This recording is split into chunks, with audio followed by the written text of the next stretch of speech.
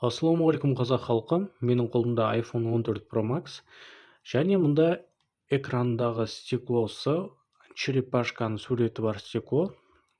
Бұл стеклоны көп адамдар біледі, өйткені 2-3 мың теңге тұрады, қымбат емес. Осы стеклоны жабыстырып алып қуанып жүргенмін. Содан соң Apple магазинына кіріп, витринадағы iPhone 14 Pro Max-ға қарасам, бетінде ерекше өте жағымды стекло жабыстыр екен.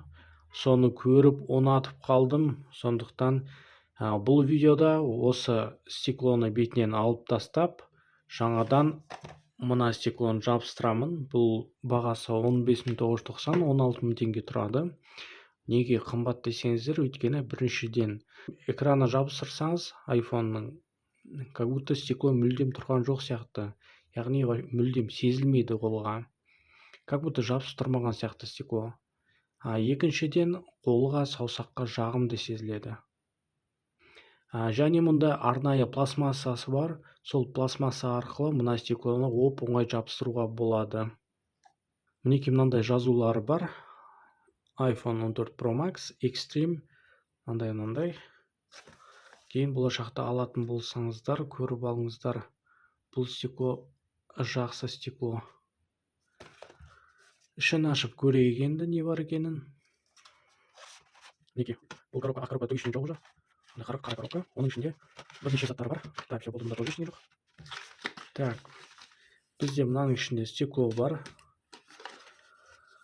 Міне QR-кодты, камераны QR-кодқа қарасаңыз, инструкциясын көрсеңіз болады, видео инструкция, визиткасы десек те болады. Стеклоның бетінде шаңды алып тастау үшін арналған наклейка. Так, бұл бізде сол компанияның қандай заттары бар, аксессуарлары бар, сол туралы кітапшасы кішкентай ғана. Мінекей, мына зат енді күшті зат. Осымен телефон бетіне осылай қойып, стекло жабыстырсаңыздар болады. Енді жабыстырып көрмеген мүлдем, бірінші рет көрейін деп жатырмын. Мына екінші зат, ол былай қаратып қойып, телефонды подставка ретінде қолдансаңыз болады. Мына пластмассаны телефон былай қойып қойасыз, фильм бүкілін көре берсеңіздер болады. Ыңғайлы зат. Так, сонымен ақ конверттің ішінде не бар екен, соны көре кетейік. Так, все, болды, ештеңе жоқ. Мұнда тряпочкасы бар. Экранды сүртуге арналған, саусаққа жағымды сезіледі. Және мынандай значогы бар, Uber деп жазылып тұр. Дұрыс оқысам. Солай, мынандай кішкентай пластиковая картасы бар. Тағы наклейкалары, шаңды алып тастау үшін жабыстыратын кезде. Және мұнда ылғалды салфеткасы, влажная салфетка. Мұнда стеклосы бар. Неге мұндай заты салбырап тұр. Неге салбырап тұр? Өйткені бұны мынаумен жабыстырған кезде қолдануға болады. Так, инструкция бойынша мына тілі астыға қарау керек. Содан соң мына жағы. Так, мына жердегі немене деп тұрмда, тор деп тұрма. Осы жоғарыға қарау керек. Яғни, аны былай қоясыз. Мына жерде тілі бар, осы жабыстырып жүресіз да. Содан соң мынаны тартып қалған кезде бетіне, телефон бетіне жабысып қалады. Қазір бүкілін көрсетемін.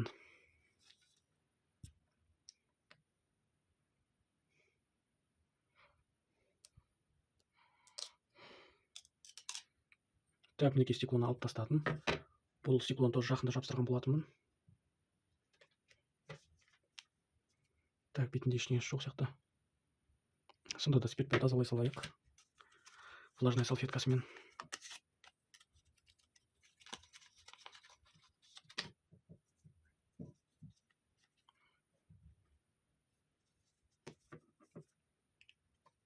Влажной салфеткасы өте үлкен екен. Так.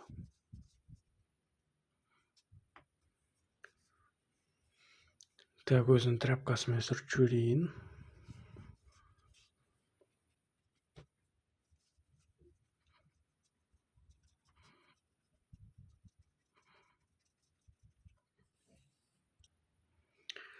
Так, телефон экранын сүрттік. Енді стеклоны мына жерге қоямыз да, мына жерде арнайы жеріне қыстырамыз.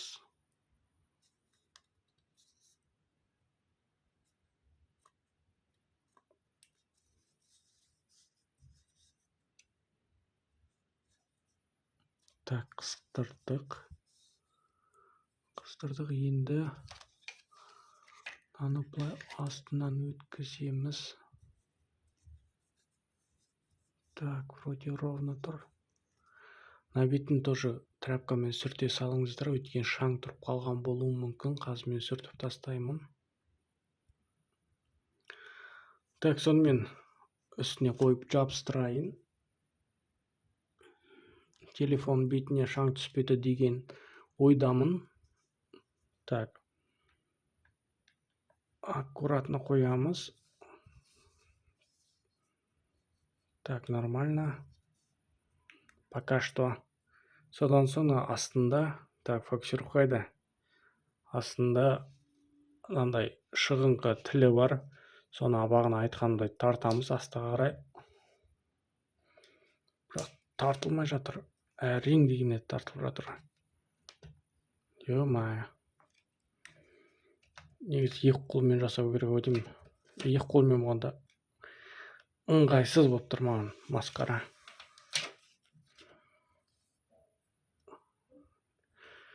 Шаң түспеді деген ойдамын. Көрейік. Не дегенмен 16.000 теңгенің стеклосы ғой. Сондықтан нормально болып жабыстыру керек. Так, көтеріп көреміз. Аппликаторда. Так, достар, қараңыздар, сразу бізде пленкасы шешіліп жатыр жоғарысындағы. Так, сонымен көрейік қане. Достар, қараңыздар. Өкінішке орай мына жерде кішкентай екі шаң бар екен. Басқа жерде мен байқамадым вроде бы. Ой, бұл стеклон және кішкене қисық жабыстырылып кетіпті ғой. Маған қараңыздар. Ой, сіздерге көріне ме, көрінбей ме? Короче, мына стекло оң жаққа қарай кетіп қалған да. Көтеріп жабыстырайын десем, дұрыс жабыстыра алам ба, жабыстыра алмайым ба? Енді ана жоғарысын обязательно көтеріп жабыстыру керек. Қазір соны жасап көремін. Так, сонымен достар, стеклоның астындағы жоғарыдағы екі шаңды алып тастадым. Стеклон көтеріп, кішкене сол жақырек жабыстырдым. Қазір енді стекло нормальный расположение тұр. Асты оң жағы, сол жағы как положено, дәл ортасында. Жоғары тоже как положено. Енді мұнда былай ұстап қозғаған кезде бетінде как будто стекло тұрған жоқ сияқты сезіледі. Қолға жағымды сезіледі. Өте күшті стекло. Я, бағасы өте қымбат. 16.000 теңге деген уже қымбат енді, әжептәуір. Бірақ бұл стеклоны бір рет жабыстырасыз да ұзақ қолданасыз. Егер әрине сындырып алмасаңыздар, қатты ұрып. Вот. Сөздің қысқасы, бұл стекло алуға тұрарлық. Бірақ сіздер мына аппликаторды алмай қойсаңыздар болады. Бұлсыз кішкене арзандау болады бұл стекло. Вот. Или мына қол үйреністіріп алу керек па, білмедім енді. Негізі ыңғайсыз зат екен. Вот. Солай достар. Сонымен айта кетерім, міндетті түрде менің YouTube каналыма тіркеле кетіңіздер. Атауы Fami KRG. Бұл жерде смартфондар туралы видео обзорлар түсіремін қазақ тілінде. Және менде TikTok канал бар. Атауы мне Fami KRG тоже. Бұл жерге тоже әртүрлі видеолар қоямын смартфондар туралы. Тіркеліп, лайк басып, видеоларға комментарий жаза кетіңіздер. Ал жақсы, сау болыңыздар.